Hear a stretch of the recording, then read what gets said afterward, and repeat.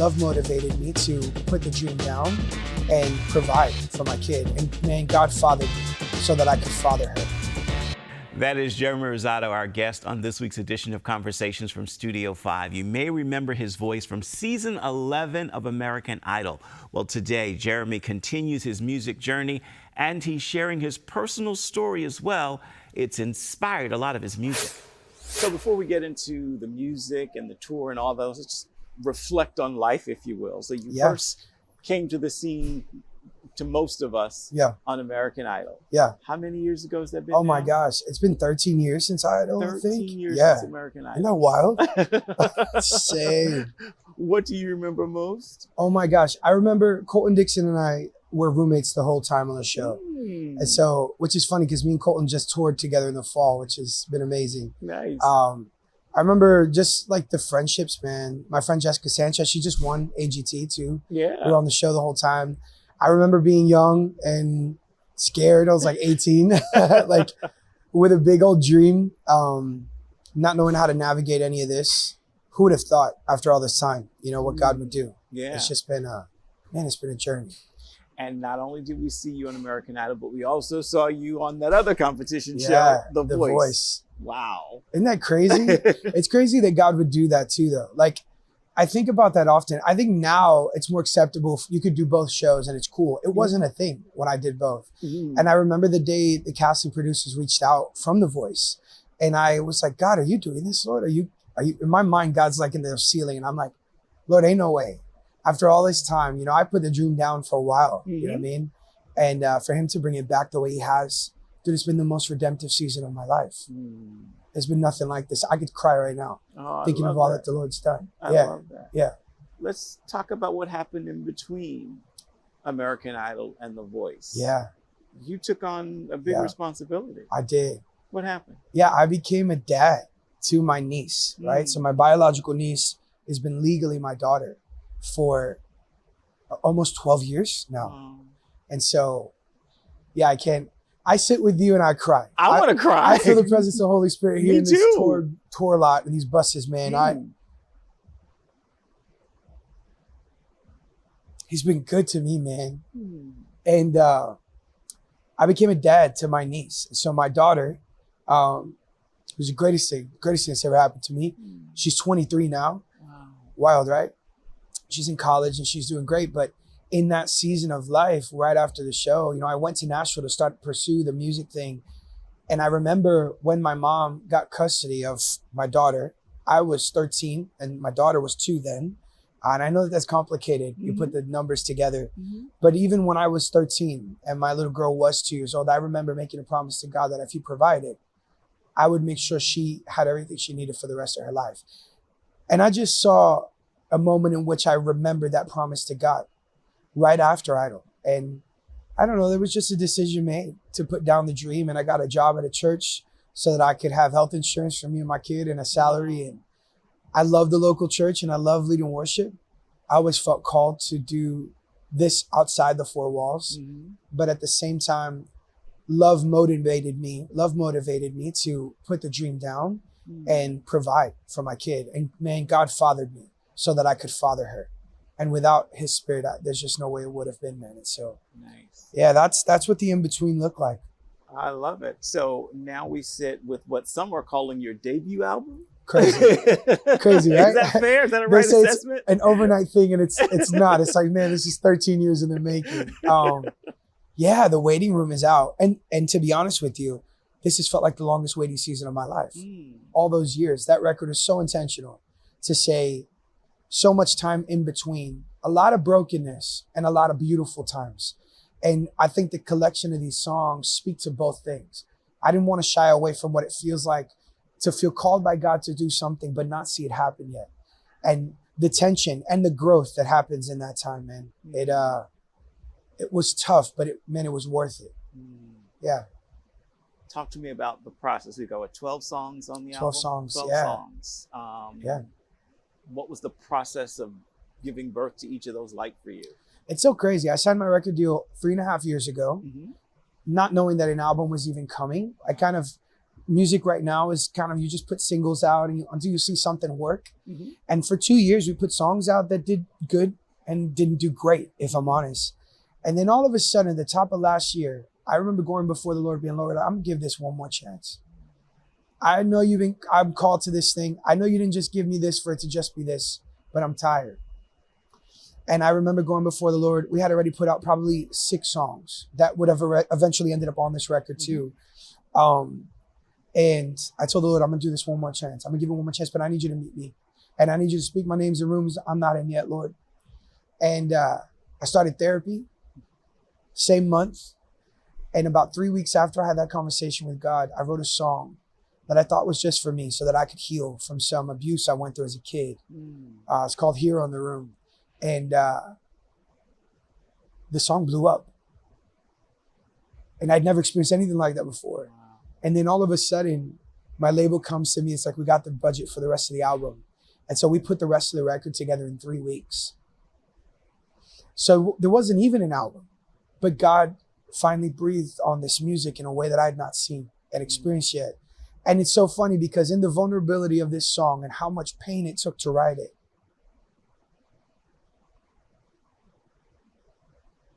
He's done exceedingly abundantly more than I thought He would. And that's how the collection of these songs came about. In a rushed manner, right after Hero came out, we had 3 weeks to figure out what other songs are going to be on this record, and also put on to the record songs that have been living out there that people didn't know yet. I'm really proud of it. It's funny. I say this often. It's almost, I know it is, God was already there where I wasn't. These songs that I had already released fit perfectly on this record because He already knew. Wow. Yeah. That said, then let's go through a couple of the tracks, if you will, and get the backstory. Yeah. Let's start with Hero in the Room because you mentioned that. Yeah. Tell me more in terms of lyrically what happened. Yeah.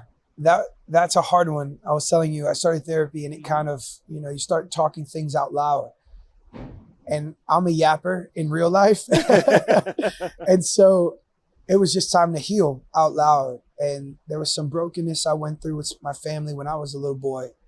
And I went to my parents about some stuff they didn't know about, some verbal and mental abuse that was pretty bad. And my parents apologized for the things they didn't even do, they didn't even know about. But the healing in that alone, that they would believe me and say, I'm sorry and I love you. Yes. I've got the greatest set of parents God could have ever given me, man. And that just led me into a co-write with 2 of my friends that I trust, Colby Wedgeworth and Justin Richards. And I said, fellas, I'm about to give you everything I went through as a kid. And I need you to help me. I don't know if this song will ever come out. It might just be for me. And by the end of that, you see 3 grown men crying, our eyes out, hours later. And one of my producer looked at me and was just like, bro, I think God's going to use this to change the trajectory of your career.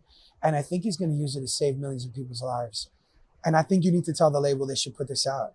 And dude, that's what I did. That night I went to the label, had a dinner with my A&R, and I was just like, gee, if you trust me and you love me, this song's going to do it. The Lord just gave it to me today. And we turned it in 2 days later to be released. It's just crazy. So that's how Heroes started. And then that just became, nice. Everything else. Nice. Waiting Room, which is the title track. What happened? Yeah. The waiting season. Again, like so much happened in the years between me being on American Idol, me being on The Voice, me getting a record deal, me getting successful in my record deal, me putting out music that worked. But in all this, I know who my God is. And I've also watched and lived through years of waiting, you know what I mean? And so, I don't know, man, I had this picture of like being in a doctor's office and watching people around you get their names called. And you just be like, man, my name's on that list at some point. And I think about that to say, like, I love my peers, my friends in this business and in ministry, you know what I mean? That we signed our record deals pretty close to each other. And, you watch some of us blow up and you watch some just kind of sit. Yeah. All of us are doing what the Lord called us to do. And God's breathing on it in different ways. But it's like the celebratoriness that I could find in that, to love on my people, yet still be like, God, okay, whenever you see fit, your boy's ready. You know what I mean? And like, again, He's in the ceiling, I'm thinking, right? I'm like, and so that's where that song's birthed from. and it's pop and it's Latino pop and Yeah. it feels a little different than the rest of the record intentionally. It kind of gives you just a little bit of difference on the album. I'm really proud of that song. When I Meet Jesus. I sang it at a church this morning. I'm on tour while I'm on tour. I like it. I told my label that should have been the song we sent to radio. And I don't know that anybody heard me in that conversation. So we sent a different song. That is an amazing song. But dude, if I told you that this song is blowing up every single day with no radio, with no push, because I knew that God was going to do it with this one. It's about heaven. And what that day is going to be like, man. To be absent from the body, to be present before the Savior. Like, that's what it is. Yeah. And I have my Aunt Maria. I'm Puerto Rican. We call her Aunt Titi. Call her Titi Henya. And my cousins will probably watch this. They've given me permission to share her story. She fought cancer for 10 years, man. And she was valiant, man. I know they're still suffering a lot. But I got to give her this song before she passed.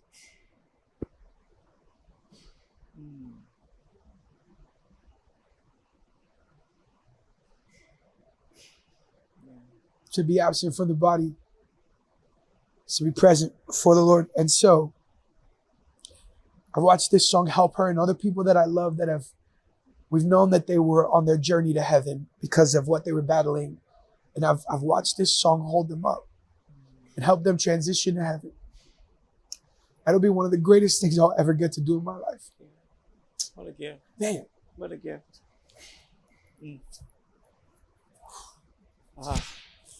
Keep holding on.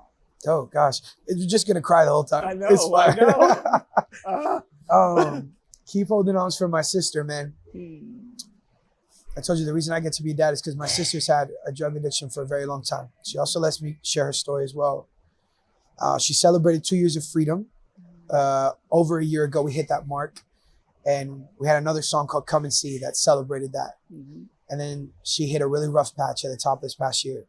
And I don't know, man, I've had to turn the light switch off in me that makes me worry because I just can't sustain it with the life I'm living right now, trying to travel and sing these songs.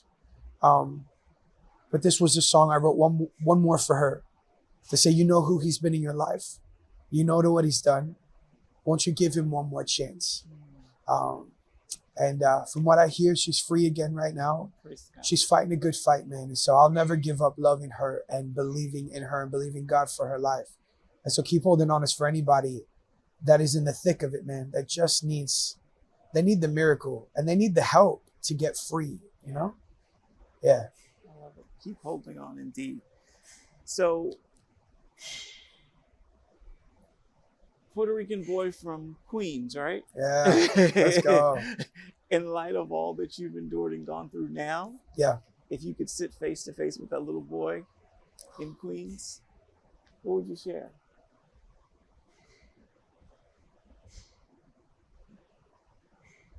I think the song Here in the Room tells him everything.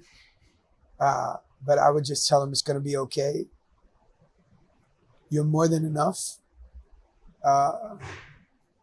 The way you look is okay. Your brown skin is okay.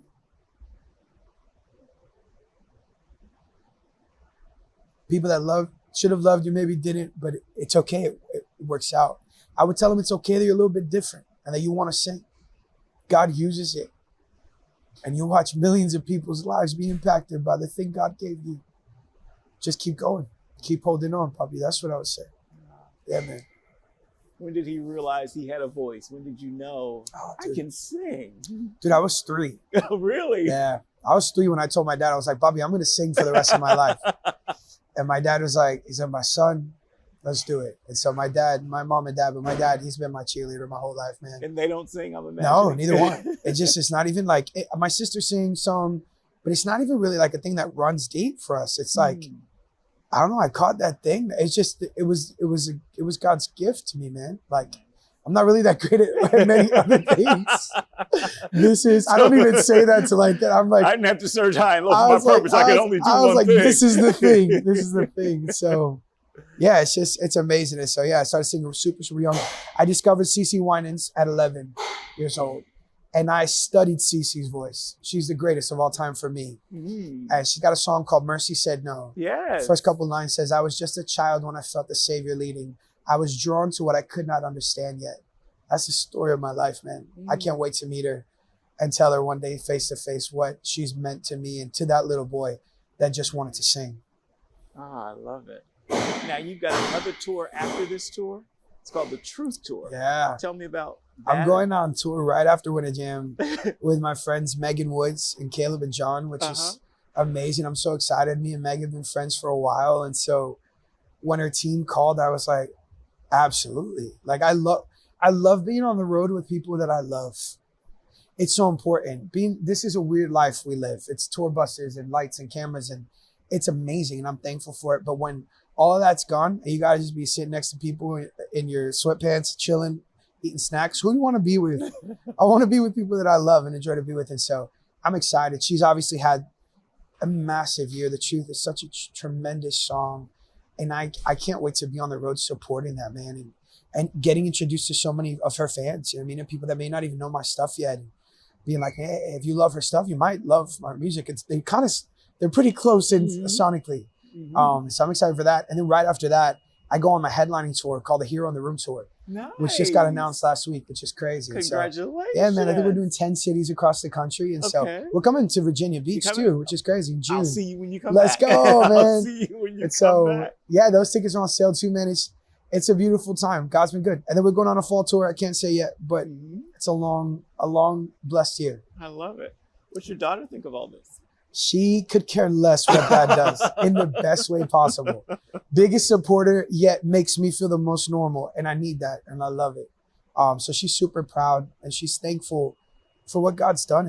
God's given us a life we couldn't have, we've hustled, man. We've been through it. And so to know the things we have now, like because of what God's done and because of this music, like sometimes we sit and look at each other like, this really worked. Like, she calls me Coco. That's her handwriting. She says, Coco, like this, I can't believe this thing actually like worked. Look what God did. Yeah. Look what God did. Crazy. Amazing. Thank you. Dude, thank you so much for having me. My pleasure. For all things Jeremy, be sure to check out his website, IamJeremyRosado.com. Thank you so much for joining us for this week's edition of Conversations from Studio 5. We appreciate you making this your weekly destination for uplifting interviews with a strong focus on faith. For more interviews and lifestyle and entertainment, be sure to check out our YouTube page simply by searching Studio 5 with Efrem Graham. We'll see you here next week on the podcast.